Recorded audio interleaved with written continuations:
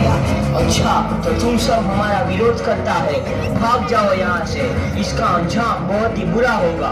हम नहीं जाएंगे, तुम लोग जाओगे, हमें नहीं, तुमको भारत से भागना होगा। Soldiers fire!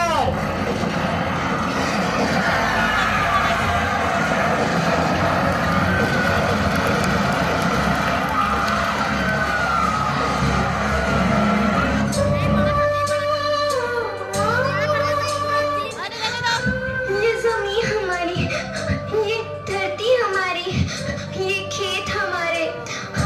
अभी थोड़ी देर पहले हमारी ये फसलें लहरा रही थी, पर इन अंग्रेजों ने हमारी फसलें बर्बाद कर दी।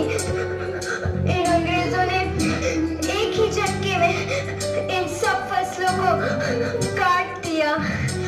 अंग्रेजों, तुम्हारे इस अत्याचार से हम डरेंगे नहीं, इस अत्याचार का बदला लेकर रहेंगे, हम आजादी लेकर रहेंगे। जलियांवाला बाग हर हिंदुस्तानी की आंख नम कर गया। इस कांड में कितने मासूमों की आहुति चढ़ गई, इतनी हैवानियत से इंसानियत कत्ल कर दी गई। जलियांवाला बाग के हत्याकांड ने आजादी की आग में घी देने का काम किया।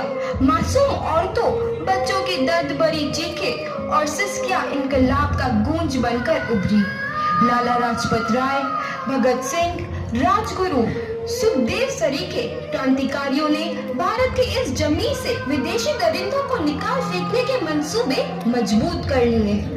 8 अप्रैल 1929 लाला लाजपत राय के नेतृत्व में साइमन कमीशन के खिलाफ एक भारी जुलूस निकाला गया। Simon commission, Simon commission, Simon commission, Simon commission, Simon commission, Simon commission, Simon commission, Simon commission, Simon commission. बेवकूफ इंडियंस, तुमको हमारी बात समझ में नहीं आती। Stop please. साइमन कमीशन नहीं मानता। I say stop this। लाला जी, आप आगे बढ़ो, हम आपके साथ हैं। लाला जी, संघर्ष करो, हम आपके साथ हैं। लाला जी, संघर्ष करो, हम आपके साथ हैं।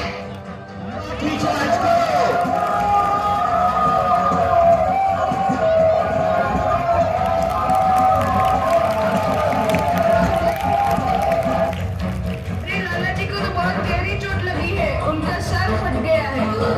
मेरे शरीर में लगी एक एक लाठी अंग्रेजी सरकार के कफन में कील का काम करेगी। ये आजादी की लड़ाई रुकनी नहीं चाहिए। ये जिम्मेदारी मैं तुम सबको सौंप कर जा रहा हूँ। लाला लाजपत राय की दर्दनाक मौत के बाद भगत सिंह, सुखदेव, राजगुरु वतन के इन मतवालों के खून में ऐसा उबाल आया जिसका सामना करना अंग्रेजी सरकार के लिए मुश्किल हो गया। अंग्रेजों को करारा जवाब देने के लिए स्कॉट और सैंडर्स को मारने की रूपरेखा रची गई।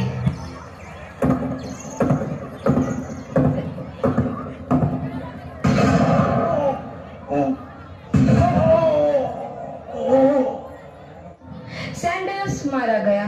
चारों तरफ तहलका मचा था। दीवारों पर लिखा था, लाला जी की मौत का बदला ले लिया गया है। भगत सिंह समेत सभी वहां से फरार हो गए।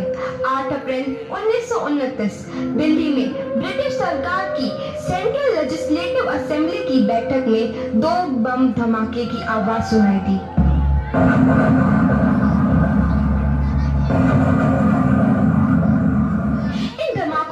अंग्रेजी हुकूमत को हिलाकर रख दिया।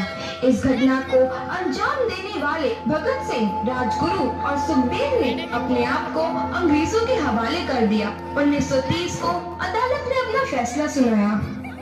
मुलजिम भगत सिंह, मुलजिम राजगुरु, मुलजिम सुखदेव को दफा 121 और दफा 302 के तहत ये अदालत तीनों को मुजरिम करार देती है और इस गुस्ताखी के लिए ये अदालत इन तीनों को सजाए मौत की सजा सुनाती है। सरफरोशी की तमन्ना अब हमारे दिल में है। देखना है जोर कितना बाजुए कातिल में है।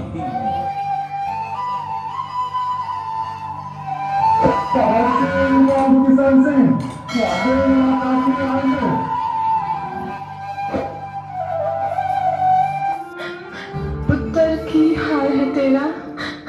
मैं चंगा हूँ माँ, फिक्र करने की कोई गल नहीं। पुत्र, मेरा दिल तेरी तरह पत्थर दिल नहीं होगा। तेरी ये गला सुन के मेरा कलेजा फटे जा रहा है। माँ, मेरा दिल कोई पत्थर जैसा नहीं है, एक वतन परस्त का दिल है जो मेरे देश प्रेम के जज्बे को ताकत देता है। बेटा, मेरा लाल। माँ, आज मेरी तपस्या पूरी होने जा रही है। जे तू रोई तो मैंने तकलीफ हुई। सोच, तेरा पुत्र आज शादी करने वास्ते जा रहा है। फर्क केवल इतना है, वो घोड़ी पर नहीं फांसी पर चढ़ने वास्ते जा रहा है। आज तू क्रांतिकारी की माँ है, कल तू एक शहीद की माँ होगी। माँ। पुत्र, भगत, तू इतनी छोटी उम्र में हम सबको छोड़ के चला जाएगा। तूने जिंदगी में देखा ही क्या है पुत्र? मैंने अपनी माँ देखी है, जिसने मुझे एक ही बात बताई है कि बेटे, अपने देश के लिए एक बार मरना 100 बार जन्म लेने के बराबर होता है। अच्छा माँ, अब आशीर्वाद दे, आखिरी बार विदाई लेने का समय आ गया है। भगत, मेरे लाल।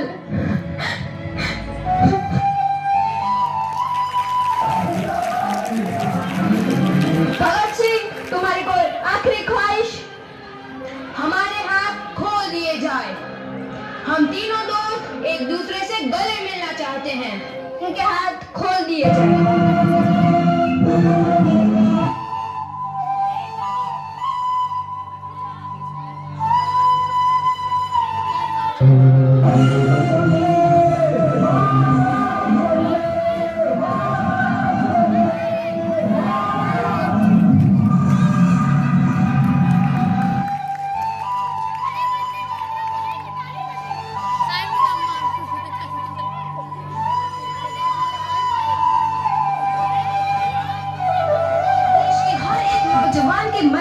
आजादी की नई उमंग हिलोरे लेने लगी। अंग्रेजों भारत छोड़ो का नारा जोर पकड़ रहा था।